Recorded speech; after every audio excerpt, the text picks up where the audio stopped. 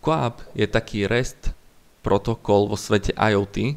Tento protokol bol špeciálne navrhnutý pre zariadenia, ktoré majú obmedzené zdroje, teda celku sa hodí do toho sveta IoT. Podobne ako HTTP je to teda Document Transfer Protocol. Často sa teda používa v tom ponímaní, že komunikujú dve zariadenia. Jedno zariadenie vystupuje ako klient, jedno ako server, a teda klient posiela nejakú požiadavku na server, ktorý mu odpoveda.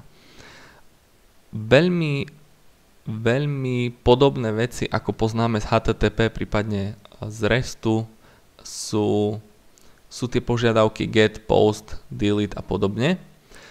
Čom je trošku rozdiel je, že tie správy alebo tie pakety, ktoré tam vystupujú, sú výrazne menšie ako pri HTTP, ktoré teda ešte je nad TCP, kde teda je nutné nadväzovať to spojenie a celkovo to HTTP je dosť ukecané. V tomto prípade QAP má výrazne menšiu potrebu na veľkosť tých paketov. K tomu, aby teda naozaj sa dal použiť na zariadeniach s menším množstvom tých zdrojov, tak je postavený na UDP protokole. To znamená, že nie je tam žiadne dohodnutie si komunikácie. So všetkým teda, čo k tomu patrí, aj to, že môžeme stratiť niektorú informáciu. Zároveň na druhej strane máme k dispozícii napríklad multicast.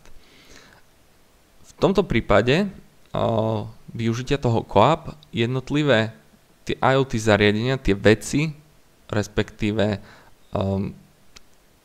nejaké zariadenia, ktoré majú senzory, aktuátory, oni vystupujú ako servere a vlastne na tie servere sa pripájajú klienti. Existuje tam potom taká vec, buď sa to teda nazýva, že subscription model, alebo teda observer, alebo čosi podobné, že teda pošle sa požiadavka na server a ten server vie opakovane posielať informácie o svojom stave. Väčšinou sa teda ten COAP využíva na zisťovanie stavu tých zariadení. Na tom obrázku vpravo si ešte môžete všimnúť tú vec, že je tu nejaký proxy, nejaká proxy jednotka, a teda tento protokol je navrhnutý tak, že s využitím nejakého prvku medzi tým vieme prepojiť to HTTP a QAP, takže tá komunikácia je relatívne schodná. Poďme sa pozrieť, ako to vyzerá. Mám pripravený kód, ktorý vám potom dám k dispozícii.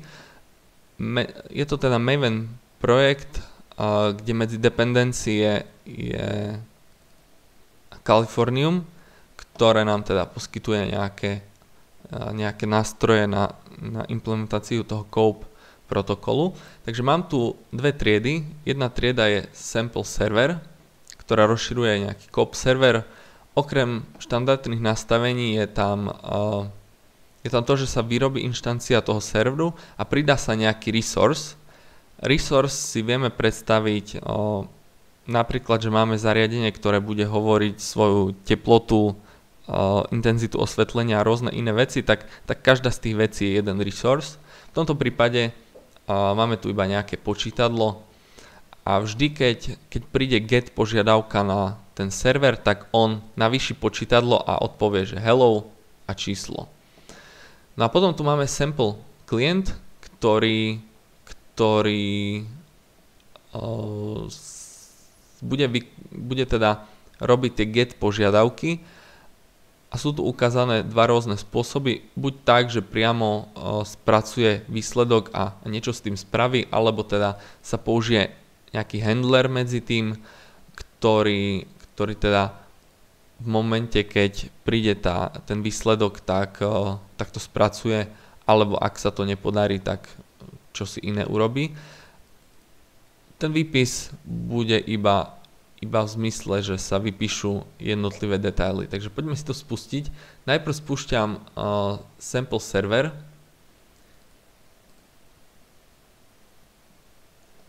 ktorý teda sa nainicializoval a beží. Ja spustím sample client.